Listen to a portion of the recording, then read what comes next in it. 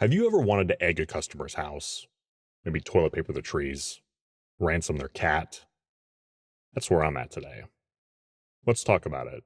Obviously, I'm joking about the stuff I just said, but I'd be lying if I said I wasn't frustrated, and I'm sure we've all been there. I just got a tip reduced as well as a bad rating on Uber Eats, and this one stung a little because my Uber Eats rating had been sitting at 100% for about 2.5 years.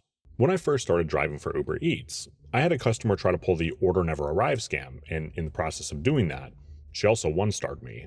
Along with that, she also tried to call the restaurant to get a refund and bitched about me, so they also gave me a thumbs down. Long story short, when I got my Uber Eats rating, it came through at 70% and showed my account status as at risk. It took me months to get my rating to 100%, but once I did get it there, it stayed there for about 3 years. Until today. I think I'm a pretty reasonable guy. I like to think I have a good head on my shoulders and take most things with a grain of salt. But when I get wronged, legitimately wronged, I can get petty. The only problem is, I'm not so convinced that this time I didn't have this one coming. My goal for this video is to start a dialogue about best practices, and of course, I need you to tell me in the comments if I deserve to get tip baited and a bad rating, or if the customer was just being unreasonable. Alright, let me walk you through what happened. I was at my waiting place when I got an order picking up just down the street paying $10 and change. When I pulled up to the first pickup, I got an add-on offer that was also paying $10, so I accepted it. I walked into the first restaurant and picked up the first order, which, to my delight, was ready. The second pickup was less than a quarter of a mile away. I'd like to pause here for a moment. I like to think that my market knowledge is incredible, and that's why I accepted the second order. I knew it almost certainly was going to be ready. And I was wrong. The second order was picking up at a pizza place that is almost never ready on DoorDash, but almost always ready on Uber Eats. Knowing that, when the order wasn't ready, I didn't really think much of it and started screwing around on my phone. After the second driver came in after I did and got their order before I did, I checked in with the staff to make sure that the order wasn't picked up and that they did have it in their system. They told me that they did have the order and that it would be the next one up, and it was. The problem is, it took an additional 10 minutes. Keep in mind, at that point I had already been waiting about 10 minutes.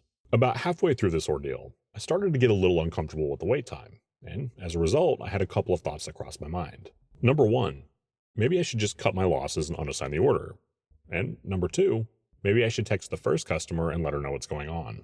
Well, I got thinking about the second solution and came to the realization that there wasn't really a good way to communicate this specific predicament with the customer.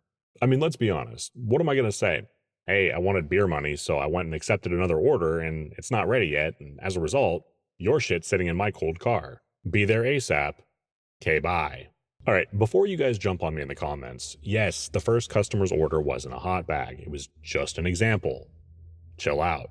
Now, had Uber sent me both of these orders at the same time, I would have had much more of a leg to stand on when texting this customer.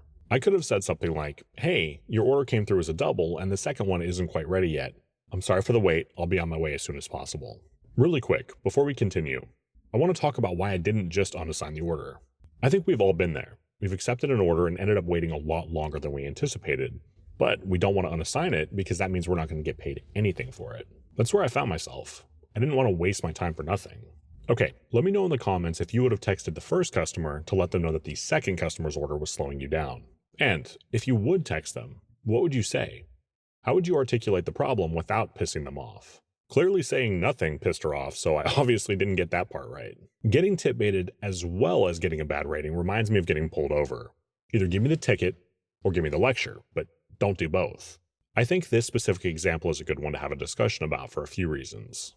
Number one, I was not multi-apping. I did the orders exactly how Uber Eats sent them to me. Number two, Uber clearly had their wait time estimates way wrong for that order, and I'm the one that ended up paying the price for it. And number three, if I were to call Uber and ask for the bad rating to be removed as well as get my tip back, they definitely wouldn't have my back and I'd have to fight tooth and nail.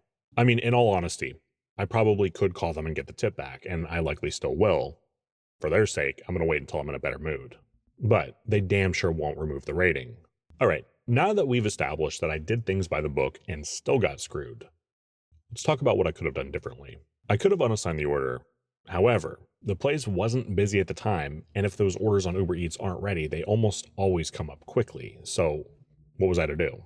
My other option was to text the customer and communicate why I was running late, but I couldn't really find a good way to do that without potentially pissing her off. My final question to you guys is, did I deserve to get tip baited as well as given a bad rating? What would you have done? Let me know in the comments. If you haven't done so yet, please do consider pressing the like button and subscribing to my channel. My name is Zach. Take care.